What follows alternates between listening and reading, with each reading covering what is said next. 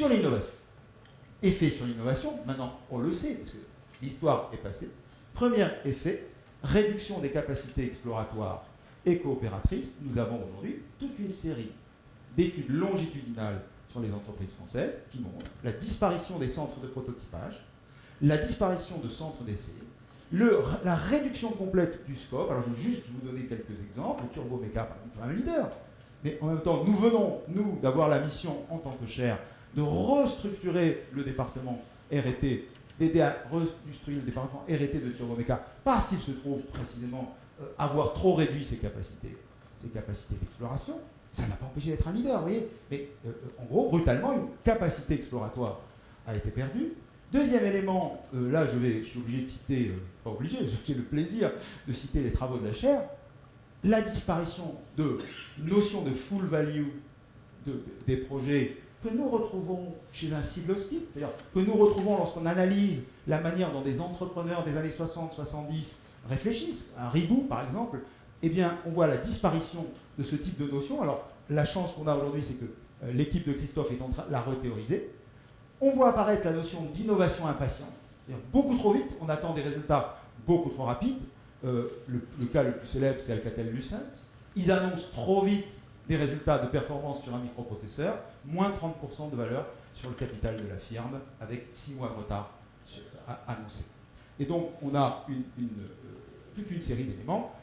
Quant à l'efficacité des fusions-acquisitions, lorsqu'en tant que chercheur, nous posions un certain nombre de questions sur les conditions de réalisation, hélas, maintenant l'histoire est passée, nous n'avons plus le temps, c'est fini, nous sommes pauvres. Donc, les grandes acquisitions, les grandes fusions n'ont pas donné l'ensemble des résultats qu'on attend. Donc, vous voyez qu'on a à la fois une théorie qui s'est modifiée, c'est-à-dire la représentation s'est modifiée, l'ensemble du langage gestionnaire se modifie, et en même temps, on voit une mise en danger sur la longue période des capacités d'innovation. Ah, alors, last but not least, à votre avis, les 400 de fortune, de 2003 à 2007, qu'est-ce qu'ils ont fait en gros de leurs bénéfices? Ils ont acheté les actions.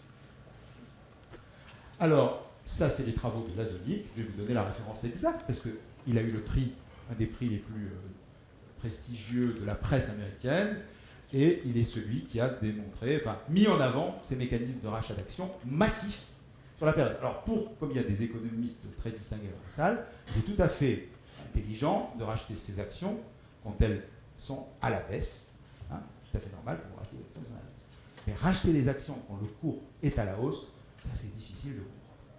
Alors, pensez maintenant que les dirigeants sont stock options, et puis vous verrez que vous commencez à créer un cycle assez intéressant. Alors, on a les chiffres. Alors, vous allez me dire, mais êtes-vous sûr de tout ce que vous dites? Alors, je ne veux pas vous abreuver. Le nombre des... En fait, contrairement à ce qu'on dit, le nombre des articles de recherche qui signalent ces transformations montre, par exemple, la formation de Boards Incompetent Boards. C'est 2005 dans AME, American... AME, c'est American Management, c'est eux qui me gênent, j'ai oublié. Economics, je pense. AMJ, c'est American Management Journal.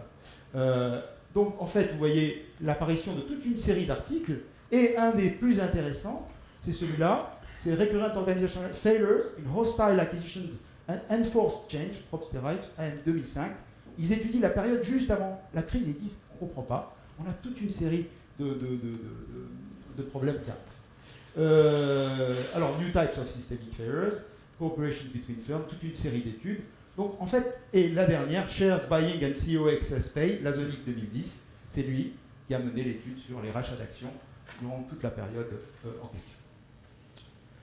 Les choses que vous connaissez, évidemment, dans la même période, arrêt de la croissance de la masse salariale du salaire moyen, qui était la logique même de construction de l'entreprise pendant la période, explosion de la variance, distribution de dividendes qui deviennent bien supérieurs à ce qui était dans la période d'avant. Et voilà le chiffre qui est le plus intéressant. Lazonic va venir en septembre à l'école des mines, rachat d'actions par les grandes entreprises américaines, de la période 90-94, 23% du bénéfice net, 95-99, 44%, 2006-2007, 64%, et la dernière année, c'est 91%, c'est-à-dire au moment de la bulle, on ne fait plus que racheter qui a acheté